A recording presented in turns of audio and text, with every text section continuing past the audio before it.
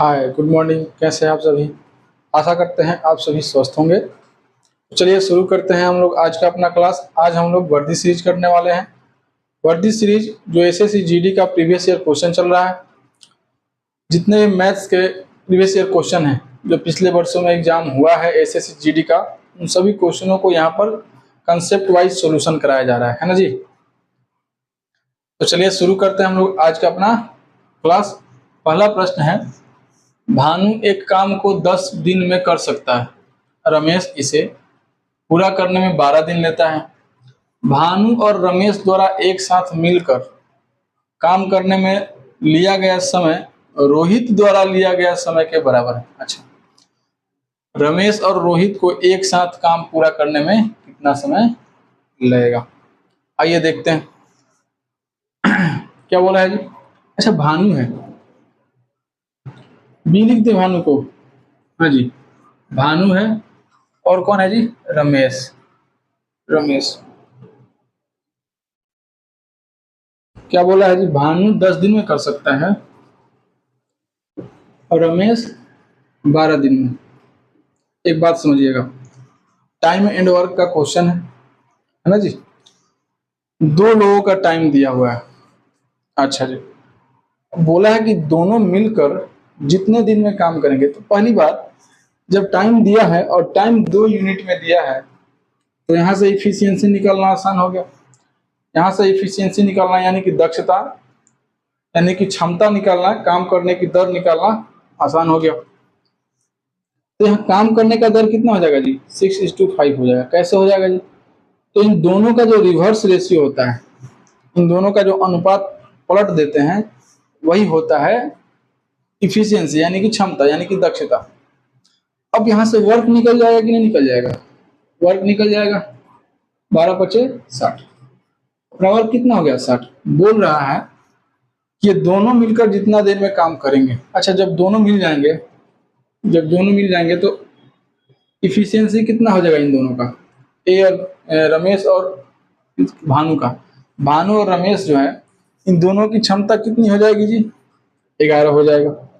और इसी 11 की क्षमता से, इसी 11 के इफिशियंसी से इस 60 वर्क को करेगा तो 11×5 = 55, यानी कि 5.5/11 दिन में काम खत्म होगा ना जी। तो बोल क्या रहा है कि ये दोनों मिलकर यानी कि बी प्लस रमेश, ये दोनों मिलकर जितना दिन में काम करेंगे, यानी कितना दिन में करेंगे?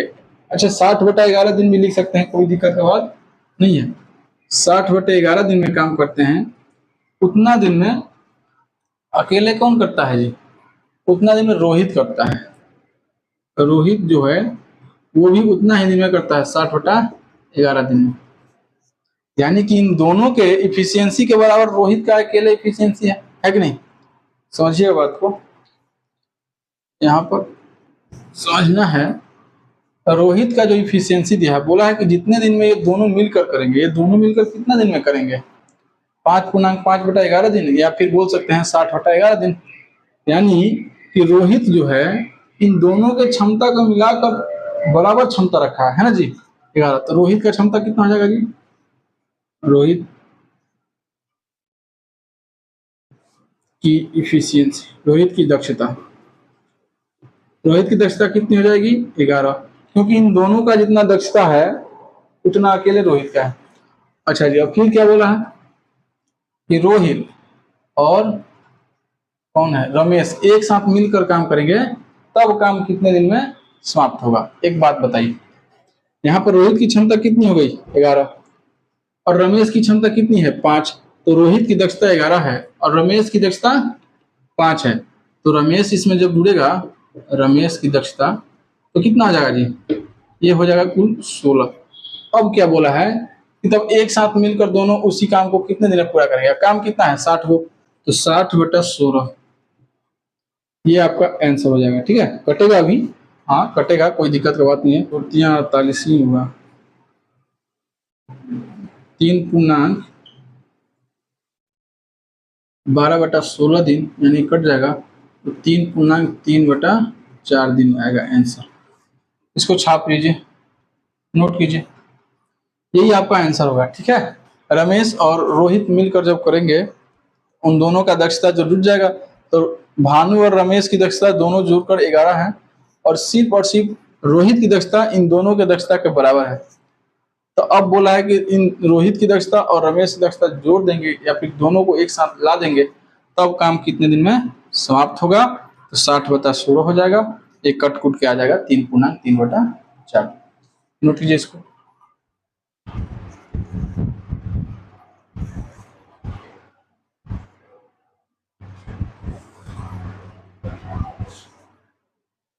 हाँ जी, हो गया। अच्छा, ऑप्शन भी चेक करना है इसमें। ऑप्शन डी है, डी नंबर ऑप्शन में मैच करेगा, है ना जी, डी नंबर ऑप्शन में मैच करेगा। अगला प्रश्न है, एक लंबवृत्तीय शंकु के आधार की त्रिज्या 7 सेंटीमीटर है और इसका वक्र पृष्ठीय क्षेत्रफल 550 वर्ग सेंटीमीटर है। शंकु का आयतन क्या होगा? अच्छा जी, एक बात बताइए, शंकु होता कैसे है? ये होता है शंकु, है ना जी। शंकु ऐसे होता है ना जी, यानी कि एक वृत्त होता है, एक लंबवृत्तीय आकृति होती है ना, बेलन टाइप का, और उसको ऊपर से जैसे पेंसिल टाइप का है ना जी, पेंसिल को हम लोग रब छील देते हैं कटर से, तो जो ऊपर का नोकी टाइप का ऐसे बनता है वो शंकु आकार है ना जी। तो नीचे जो होता है पेनी वाला, तो जहां से वो छीलना शुरू करता है वहां से अगर काट दें तो बिल्कुल शंकु का आकार का होगा। तो नीचे अगर देखा जाए तो क्या बनेगा, तो एक वृत्त का आकृति बनता है और फिर ऊपर ऐसे नोकी की तरफ बनते चला जाता है, ऐसे होता है।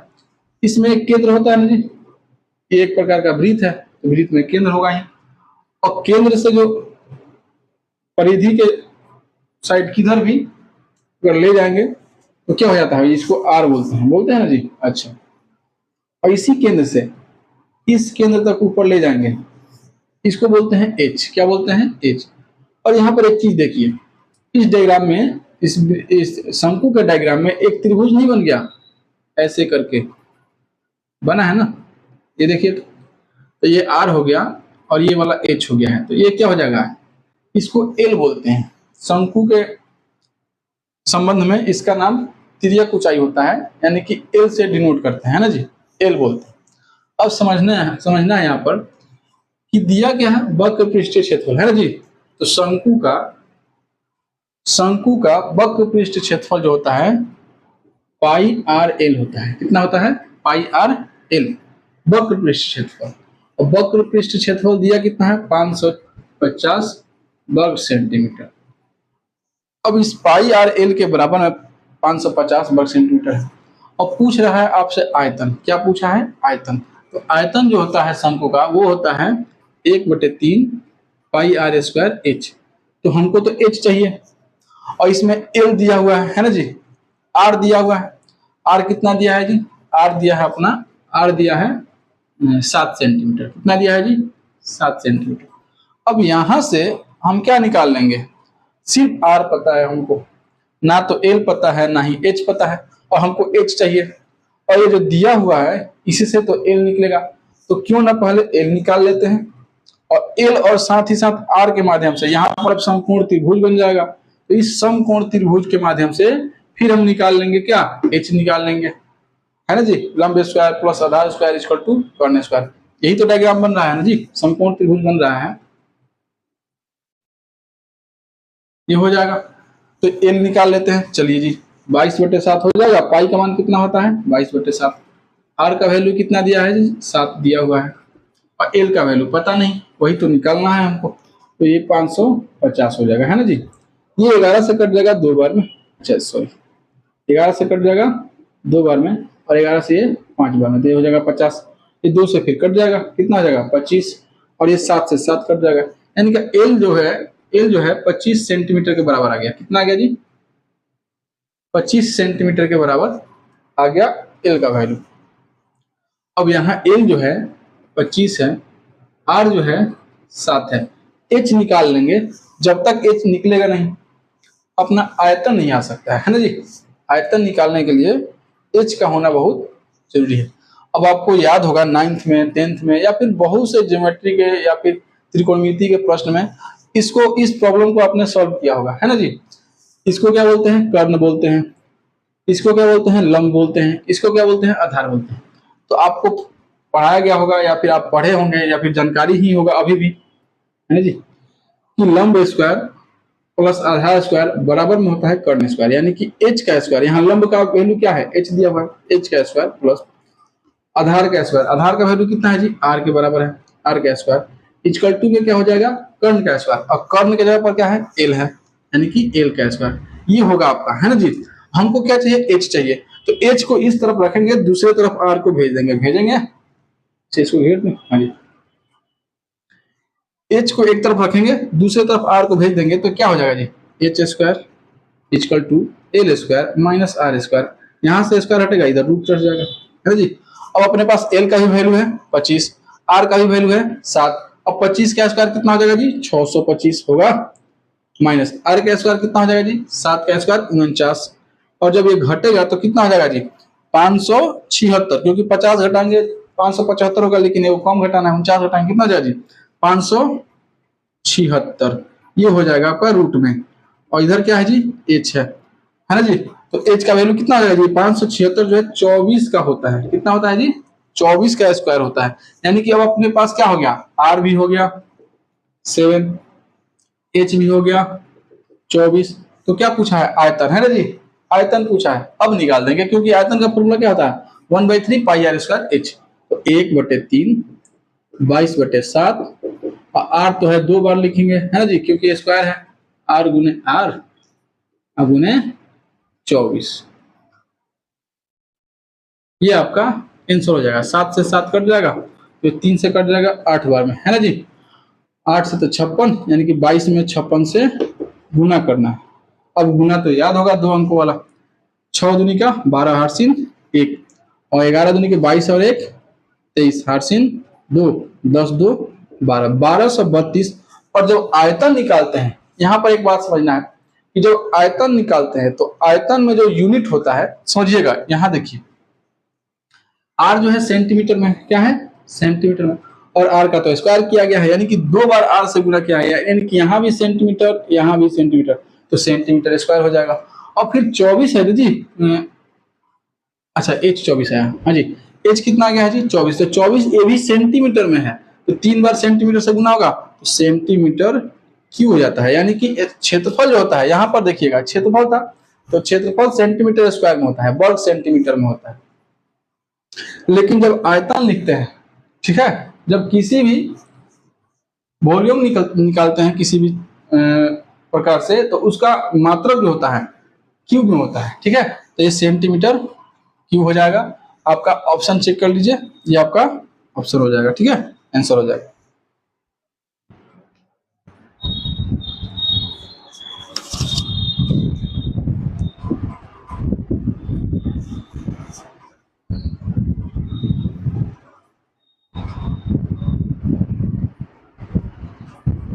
अगला प्रश्न है, एस एक कार्य को 50 दिन में पूरा कर सकता है, टी उसे 40 दिन में पूरा कर सकता है, और एम उसे 30 दिन में पूरा कर सकता है।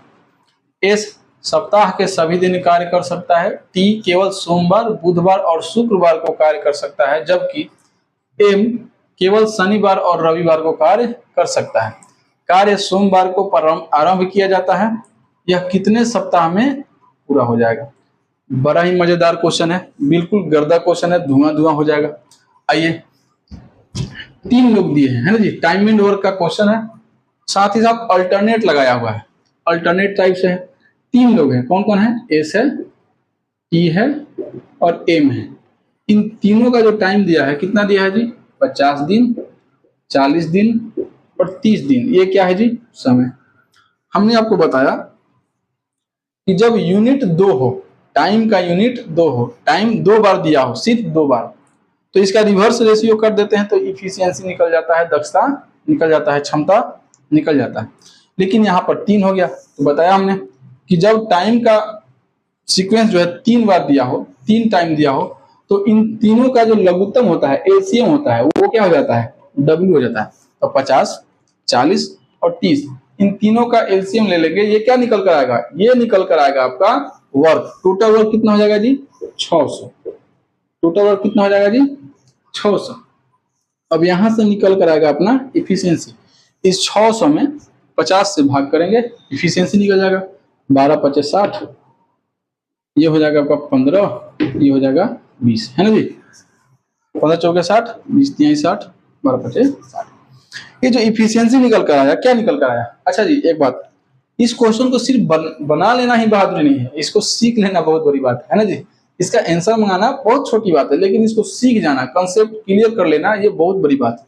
इसलिए इसको सिर्फ हम बना नहीं रहे हैं, आपको सिखाने का प्रयास कर रहे हैं, बिल्कुल सिखा देंगे। क्योंकि आपको पता है ऑफलाइन में ऐसा होता है, ऑफलाइन जब आप पढ़ाते हैं तो देखते हैं कि वहां बच्चों को बहुत बार बताना पड़ता है, एक बार में क्लियर नहीं हो पाता है। और अभी पढ़ा दिया गया, बता दिया गया, समझ में आ गया, और 10 दिन बाद फिर भूल जाता है लोग, है ना जी। तो इसको सिर्फ और सिर्फ बना लेना ही बहादुरी नहीं है, इसको पूरा कंसेप्ट क्लियर करना पड़ेगा, है ना जी। आइए, ताकि फिर जब आगे अगली बार अल्टरनेट से क्वेश्चन आए तो दिक्कत ना हो। तो इस 12 जो आया है ये क्या है? इफिशियंसी। अच्छा यहाँ डी है ना जी, सब में दिन है। हाँ जी, एस जो है प्रतिदिन, ये जो इफिशियंसी आता है ना, ये क्या आता है? दर आता है कि एक दिन में कितना काम हो रहा है। अगर यहाँ दिन है तो यहाँ दिन हो जाएगा, यहाँ मिनट है तो यहाँ मिनट हो जाएगा, यानी कि एक दिन में कितना काम हो रहा है, तो 12 गो। और कितना दिन काम करेगा? 50 दिन। 12 25 60 और 0 लगा देंगे, 600 काम हो जाएगा। टी एक दिन में कितना काम करेगा? 15 गो। कितना दिन काम किया है? 40 दिन। कितना काम हो जाएगा? 600।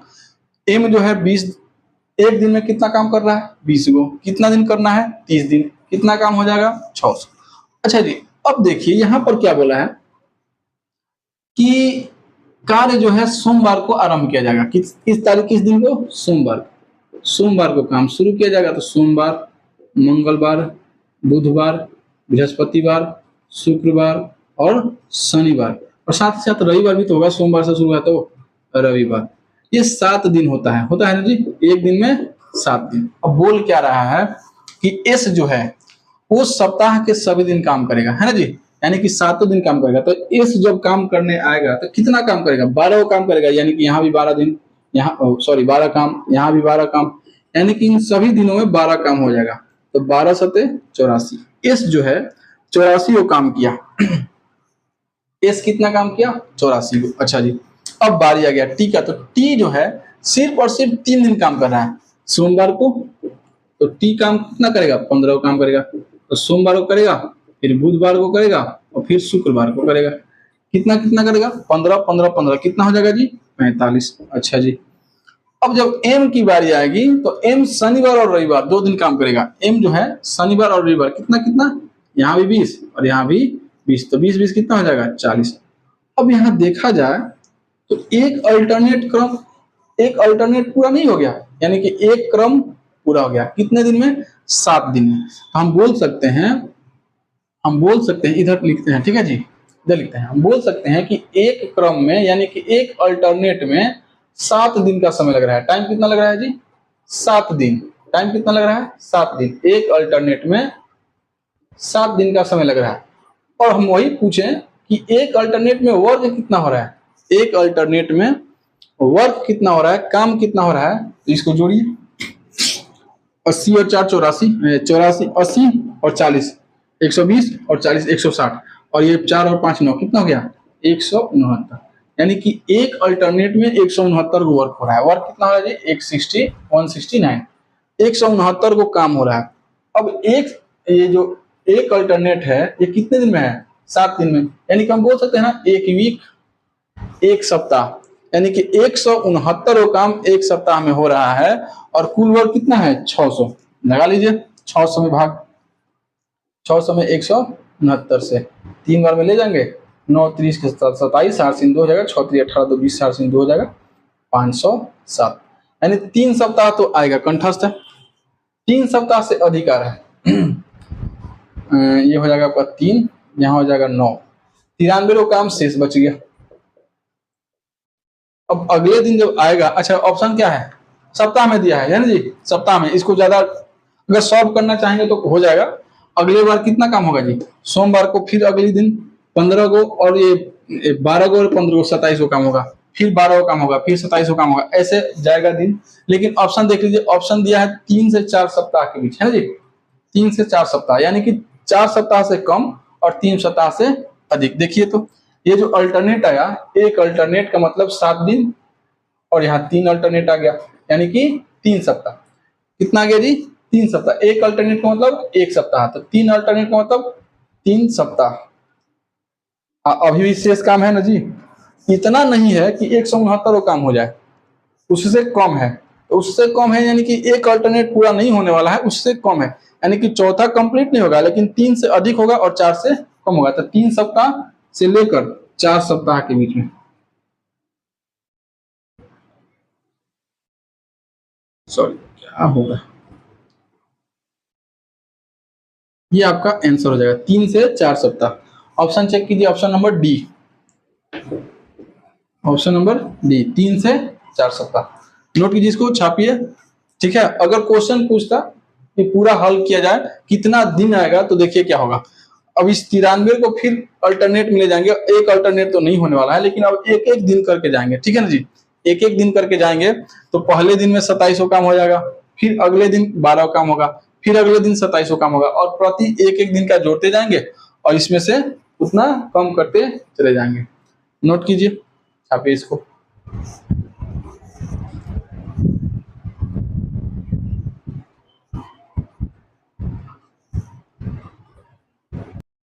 अगला प्रश्न है, पहले वर्ष के दौरान एक शहर की जनसंख्या में 5% की वृद्धि हुई और दूसरे वर्ष के दौरान 4% की कमी हो गई।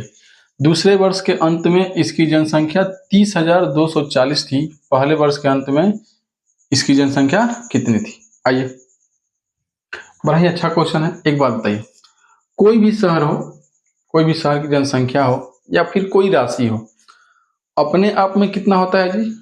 100% होता है। बताया हमने कि अपने आप में कोई भी राशि 100% के बराबर होता है। तो एक बात बताइए, जब पहले वर्ष में 5% बढ़ जाएगा तो कितना हो जाएगा? 105% हो जाएगा। कैसे हो जाएगा जी? बताया हमने कि कोई भी संख्या हो, उसके पीछे से 2 अंक के बाद दशमलव लगा दीजिए, 1% के बराबर हो जाता है। 2 अंक के बाद दशमलव लगाया, 2 जीरो है, वैल्यू खत्म हो जाएगा, 1 हो जाएगा, 5 से गुना कर देंगे, 5 हो जाएगा। क्लियर? हाँ जी, 105 हो जाएगा। इसको हटा दे। हाँ जी, आगे क्या है?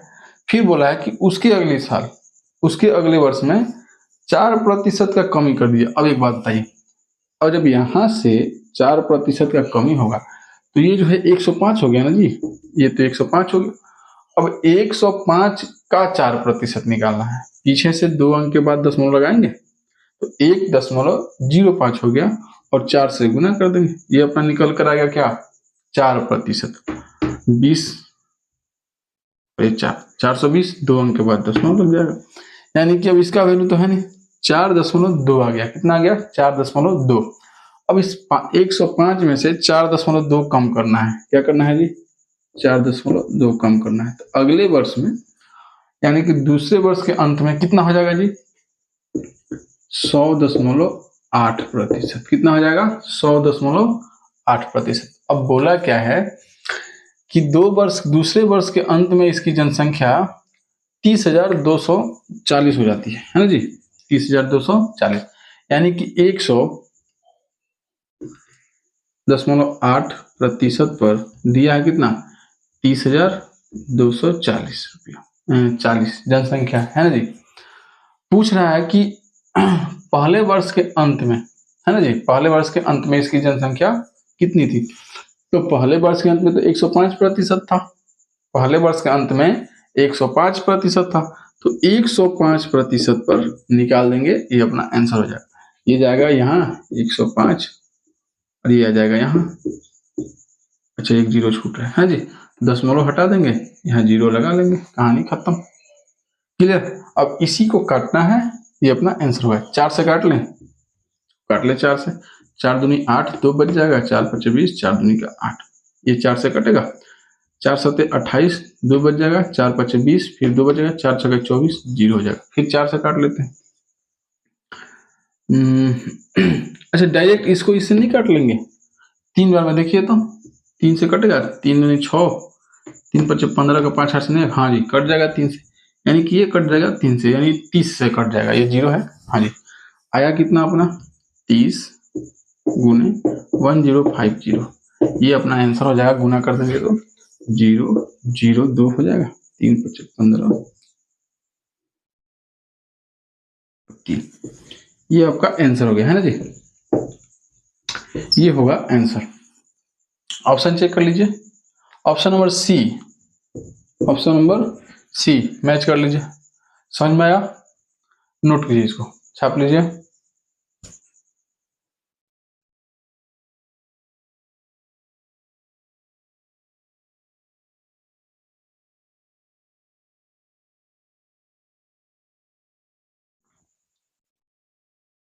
अगला प्रश्न है 9 और 25 के बीच मध्यानुपाती ज्ञात कीजिए। आइए जी, याद होगा अभी हम लोग कुछ दिन पहले अनुपात समानुपात का सीरीज खत्म किया है ना जी। वहाँ इसको बहुत अच्छा से सिखाया है हमने, समझाया है। और इसके बाद जो अपना सीरीज चल रहा है वर्दी का, इसमें भी बहुत सारा प्रश्न आया इस अनुपात समानुपात से, है ना जी। उसको किया हम लोगों ने, तो ये तो बहुत बार हो गया। आइए देखते हैं इसको। अच्छा, हमने बताया कि जब भी समानुपात पूछे तो समानुपात को दो टाइप में बांटा गया है। पहला टाइप बांटा गया जिसमें 3 टर्म दिया रहता है और चौथा पूछ लेता है। दूसरा क्या टाइप है, जिसमें 2 टर्म दिया हो और तीसरा टर्म पूछ ले। यानी कहने का मतलब ये हुआ कि जिसमें 4 पद होते हैं, वो होता है एक टाइप, पहला टाइप। और दूसरे सिर्फ 3 पद होते हैं, वो होता है दूसरा टाइप। पहले टाइप में कहानी यह है कि जब 4 टर्म होता है तो 3 टर्म देता है और 1 पूछता है, तो 4 हो गए। और दूसरे वाले टाइप में क्या होता है कि 2 टर्म देता है और 1 पूछ लेता है, तीन को एलिमेंट हो गया। तो यहाँ देखिए सिर्फ और सिर्फ दिया कितना है, 9 और 25। कितना दिया है जी? 9 दिया है और 25 दिया है, यानी कि एगो और दो टर्म दिया है। और 1 पूछ रहा है, क्या पूछ रहा है? मध्यानुपाती। मध्या पूछने का मतलब बी पूछ रहा है, यानी कि बी एब्सेंट है। ए दिया हुआ है और सी दिया हुआ है ना जी। ए दिया हुआ है और सी दिया हुआ है, बी एब्सेंट है। याद होगा आपको याद होगा इसका टर्म क्या होता है, ए बटे बी इक्वल टू बी बटे सी। याद है? आइए इसी को सॉल्व करते हैं। ये हो जाएगा 9 बटे बी इक्वल टू बी बटे 25, है ना। ये कितना हो जाएगा? B square. आगे जाएंगे तो बी गुने बी स्क्वायर इक्वल टू 9 में 25 से गुना 9 गुने 25, ये हटेगा, यहाँ रूट चढ़ जाएगा। अब b का वैल्यू कितना हो जाएगा जी? ये रूट टूटेगा तो कितना हो जाएगा? 3 और गुने 5, यानी कि b का वैल्यू कितना हो जाएगा? 15।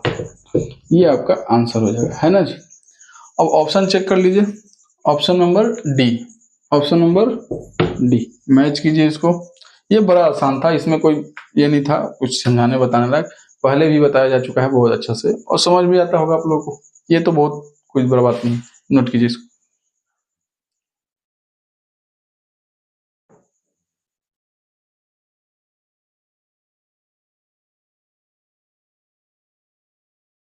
अगला प्रश्न है, एक दुकानदार सभी कपड़ों पर 20% की छूट प्रदान करता है और नकद भुगतान करने वाले ग्राहकों को 5% की अतिरिक्त छूट प्रदान करता है। 7200 के अंकित मूल्य वाली जैकेट के लिए ग्राहक को नकद में कितना भुगतान करना होगा। बोल रहा है कि अगर किसी व्यक्ति को कपड़ा लेना है तो जब वो खरीदने के लिए जाएगा तो जितना भी प्रिंट रहेगा उस पर 20% का डिस्काउंट। और साथ ही साथ बोला है कि यदि उसी वक्त पैसा देगा नगद में तो 5% अतिरिक्त छूट दिया जाएगा। आइए जी, तो बोला है कि 7200 अंकित मूल्य वाली, एमपी दिया हुआ है ना जी। कितना जी? 7200। अच्छा जी, बोला है कि इस पर 20% का छूट तो मिलना ही मिलना है। अच्छा एक बात बताइए, कोई भी संख्या अपने आप में, अभी तो बताया हमने कि कोई भी संख्या अपने आप में 100% होता है ना जी। तो जब 100% होता है तो उसमें 20% का कमी हो गया, कितना हो जाएगा? 80। अब क्या बोल रहा है कि अगर नगद पैसा देंगे तो 5% का और छूट मिल जाएगा, तो इस पर और 5% का छूट मिलेगा ना जी। यहाँ तो और 5% का छूट मिलने वाला है क्योंकि नगद पैसा देने वाला है ग्राहक। तो 5%, अभी 80 का 5% कितना हो जाएगा? अभी तो हमने बताया कि 2 अंक के बाद दशमलव लगाएंगे तो 1% हो जाएगा और इसमें 5 से गुना कर देंगे। अब देखिए 5 में 0 से 0 होगा, 8 × 40 हो जाएगा और 2 अंक के बाद दशमलव भी तो लगेगा, यानी कितना हो जाएगा? 4। और ऐसा भी दिख रहा है 1 अंक के बाद दशमलव लगाते हैं तो 10% होता है, तो 10% तो 8 के बराबर है, तो 5% उससे आधा हो जाएगा, यानी कि 4 गो। यानी कि इस 84 में और 4 कम करना है, 84 में से 4 कम कर देंगे, कितना हो जाएगा 76। यानी कि प्रतिशत में आ गया ना जी, ये सब तो प्रतिशत है, 76%। यानी कि इस 7200 का 76% ज्ञात करना है, वो हमारा अपना आंसर हो जाएगा। आइए 7200 गुने 76, प्रतिशत का मतलब क्या होता है जी, बटे में 100, 2 जीरो से 2 जीरो क्लियर हो गया। अब 72 गुने 76 आपको करना है, ये आपका आंसर हो जाएगा, है ना जी।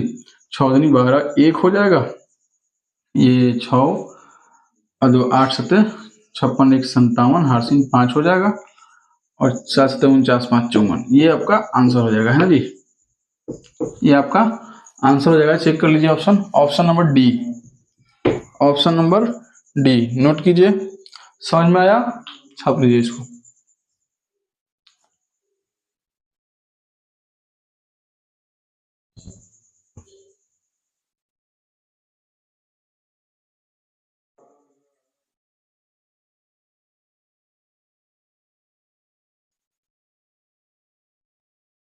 अगला प्रश्न है 13% और 19% की क्रमिक छूट किस एकल छूट के बराबर है। आइए जी, 2 छूट दे रहा है, वो भी क्रमिक रूप से। अब ऐसे बहुत से लोग हैं, बहुत से लड़के हैं या फिर बहुत से लड़कियां हैं जो नहीं पढ़ी हैं प्रतिशत, तो क्या करते हैं, दोनों को जोड़ देंगे, 13 को और 19 को जोड़ देंगे और टिक लगा देंगे, गलत हो जाता है। प्रतिशत है ना जी, तो प्रतिशत अगर इतना आसान होता तो पूछता ही नहीं, है कि नहीं। अगर इतना आसान होता तो पूछता ही नहीं, ये पूछ रहा है, इसका मतलब कुछ तो बात है। वो भी प्रतिशत में, परसेंट रूल बहुत हार्ड होता है, प्रतिशत रूल इतना आसान नहीं है, प्रतिशत रूल थोड़ा सा मुश्किल होता है। आइए, अच्छा जी, यहाँ बोला है कि 2 बार छूट दी, जब भी क्रमिक छूट निकालना हो तो पहला छूट माइनस के साथ लिखेंगे, कितना कम किया है जी 13%, और दूसरा छूट कितना है जी 19%।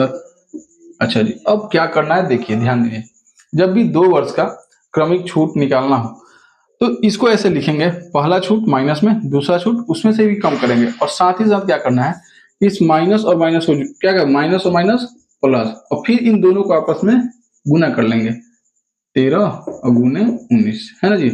अब बटे में कर लेंगे 100, बटे में कर लेंगे 100, यही अपना आंसर हो जाएगा। और देखिए ये घटेगा नहीं, जुटेगा, जुटेगा तो कितना हो जाएगा जी 32 हो जाएगा, कितना हो जाएगा जी 32, और ये प्लस में। अब 13 और 19 का करना है गुना, 9 3 का 27, 8 2 हो जाएगा, 9 3 12, 12 2 14, हार्सिन 1, ये कितना हो जाएगा जी 1 1 2, 2 अंक के बाद दशमलव, 2.47, 19 का 13 से गुना करेंगे तो 2.47 आएगा, 247 आएगा। अब एक बात बताइए, अब इसको जोड़ना है ना जी, अच्छा सॉरी यहाँ गलती हो गया, ये माइनस माइनस तो प्लस होगा, लेकिन चिन्ह तो माइनस का ही रहेगा, है ना जी। और ये बटा में 100 था, कट गया, ऊपर चला गया, है कि नहीं, क्लियर है।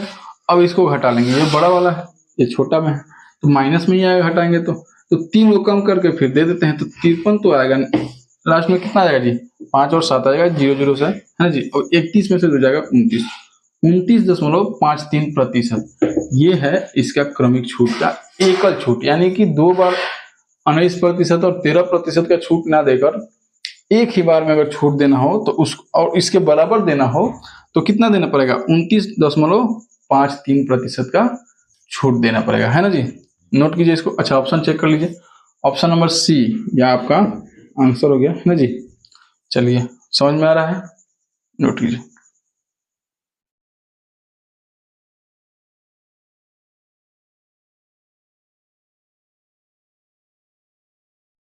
अगला प्रश्न है 3 और 27 के बीच मध्यानुपाती ज्ञात कीजिए। अभी एक क्वेश्चन था, है ना जी, अभी जस्ट इसके पहले एक क्वेश्चन था, अभी तो किया हम लोगों ने, देखिए। अच्छा, क्या बताया हमने कि 2 टाइप होता है, पहले वाला कितना होता है जी a/b और c/d। अच्छा जी, ये एक टाइप होता है। दूसरा टाइप क्या बताया, दूसरा टाइप होता है a/b = b/c, ये दूसरा टाइप होता है। इसमें देखिए क्या दिया है भाई, a दिया है, b दिया है, c दिया है और d दिया है। इस वाले टाइप में a b c और d दिया है। यहाँ पर देखिए सिर्फ a है, b है और c है ना जी, a है, b है और c है। तो इसमें देखिए तो 1 2 3 4 कितने एलिमेंट है, 4। इसमें कितने हैं 1 2 3, यानी कि 3 एलिमेंट है ना जी। अब बात यह है कि जब पूछ रहा है क्या मध्यानुपाती, बीच वाले को मध्य बोलते हैं, तो इसमें ना मध्यानुपाती ए और सी दिया हुआ है, 3 एलिमेंट में से 2 एलिमेंट दिया है और बीच का पूछ रहा है, दूसरा पूछ रहा है, यानी कि पहला और अंतिम दिया हुआ है। तो इसको इसी पर लेकर चले जाएंगे, है ना जी। कितना दिया है 3, तो 3 का वैल्यू कितना है ए के बराबर है, और बी ऑब्सेंट है तो यहाँ भी ऑब्सेंट है, और सी का वैल्यू 27 दिया है। ये कितना हो जाएगा जी बी स्क्वायर इक्वल टू 3 गुने 27। ये स्क्वायर टूटेगा तो रूट में चला जाएगा, कोई दिक्कत नहीं है। हाँ जी, और बी इक्वल टू कितना हो जाएगा, ये तो टूटेगा ना, 3 गुने कितना हो जाएगा 3 गुने 3 गुने 3। अब ये जब टूटेगा तो दो दो का जोड़ा बनता है ना, दो दो का, 3 गुने 3 इक्वल टू 9, यानी बी बराबर कितना आ गया 9। ये आपका आंसर हो जाएगा, है ना जी। ये आंसर हो जाएगा option number B, option number B. Note कीजिए, इसको छाप लीजिए।